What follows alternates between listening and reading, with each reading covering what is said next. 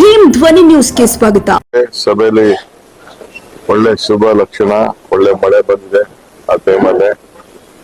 ಆದ್ರೆ ಜನ ಎಲ್ಲ ಬಹಳ ಶಿಸ್ತಿಂದ ಸೇರಿದ್ರು. ನೀವು ನೋಡಿದ್ರೆ ರಾತ್ರಿ 12 ಗಂಟೆವರೆಗೂ ಮೀಟಿಂಗ್ ಮಾಡಿದ್ರು.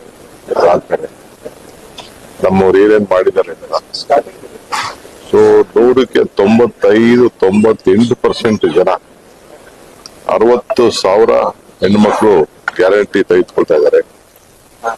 ಸುಮಾರು 61,000 ಗೃಹ ಜ್ಯೋತಿ ತೆಗೆದುಕೊಳ್ತಾ ಇದ್ದಾರೆ. 1,45,000 ಅನ್ನಭಾಗ್ಯ. ಅವರೆಲ್ಲರನ್ನು ಭೇಟಿ ಮಾಡಿದಾಗ ನಾವು ಯಾರಿಗೇನಾದ್ರೂ ನಮ್ಮನೆ ಯಜಮಾನರುಗಳು ಏನಾದ್ರು ಮಾಡ್ಕೊಳ್ಳಿ, ನಾವು ಕಾಂಗ್ರೆಸ್ಗೆ ಸಹಾಯ ಮಾಡ್ತೀವಿ. ಈ ಕಾಂಗ್ರೆಸ್ ಸಹಾಯ ಮಾಡಿದೆ. ಆಮೇಲೆ ಇಲ್ಲಿ ಸಾರ್ವಜನಿಕರು ನಮ್ಮ ಕಷ್ಟಕ್ಕೆ ಹಾಸ್ಪಿಟ್ಲು, ಬೇರೆ ಚೌಲ್ಟ್ರಿಗಳು ಇರ್ಬೋದು, ಎಜುಕೇಶನ್ ವಿದ್ಯಾಸಂಸ್ಥೆ ಇರ್ಬೋದು, ಎಲ್ಲದಕ್ಕೂ ಕೂಡ ಸಹಾಯ ಮಾಡಿದ್ದಾರೆ. ನಾವು ಇದನ್ನ ಉಳಿಸ್ಕೋಬೇಕು. ಆಮೇಲೆ ವರ್ತಕರು ಇನ್ನೊಂದು ಬಹಳ ವಿಶೇಷ ಅಂತಂದ್ರೆ, ಬಹಳ ಜನ ವರ್ತಕರನ್ನೆಲ್ಲ ಭೇಟಿ ಮಾಡಿದೆ. ವರ್ತಕರನ್ನೆಲ್ಲ ಭೇಟಿ ಮಾಡಿ ಅವರು ಇವರ ನಾಯಕತ್ವದಲ್ಲಿ ಇಲ್ಲಿ ಶಾಂತಿ ಯಾವಾಗಲೂ ಕೂಡ ಇದೆ. ನಮ್ಮ ವ್ಯವಹಾರ, ನಮ್ಮ ಬದುಕಿಗೆಲ್ಲ ಯಾವ್ದು ತೊಂದರೆ ಕೊಡೋದಿಲ್ಲ, ಯಾವ್ದು ಎಕ್ಸ್ಪ್ಲಾಟೇಷನ್ ಇಲ್ಲ, ಏನಿಲ್ಲ. ಸೊ ನೆಮ್ಮದಿಯಾಗಿದೆ ಅಂತ. ಆಮೇಲೆ ನನ್ಗೆ ಅಂತೂ ಬಹಳ ಸಂತೋಷ ಆಯ್ತು. ಎಲ್ಲಾ ಕಡೆ ತಿರುಗಿ ನಾನು ಸುಮ್ಮನೆ ಎಲ್ಲ ಬರ್ತಿದ್ದೆ, ಹೋಗ್ತಿದ್ದೆ ಅಷ್ಟೇ. ನಾನು ಗಲಗಲಿ ನೋಡಿದಾಗ, ಕೆಲವು ಮನೆಗಳು ನೋಡಿದಾಗ ಬೆಂಗಳೂರಿಗಿಂತ ಚೆನ್ನಾಗಿ ಅಭಿವೃದ್ಧಿ ಮಾಡಿದೆ.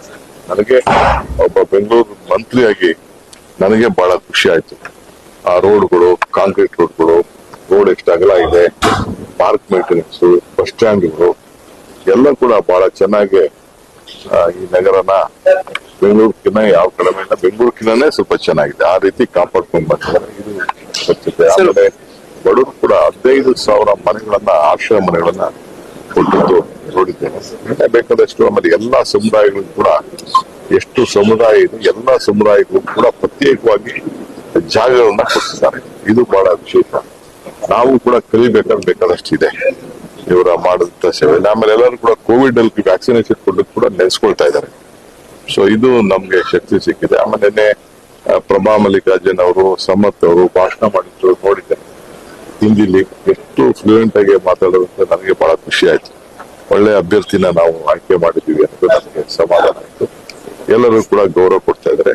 ಈ ಬಹುಶಃ ಶಿವಶಂಕರಪ್ಪನವ್ರಕ್ಕಿಂತ ಜಾಸ್ತಿ ಅಂತರದಿಂದ ಜನ ಗೆಲ್ಸ್ತಾರೆ ಅನ್ನೋ ಒಂದು ವಿಶ್ವಾಸ ಇದೆ.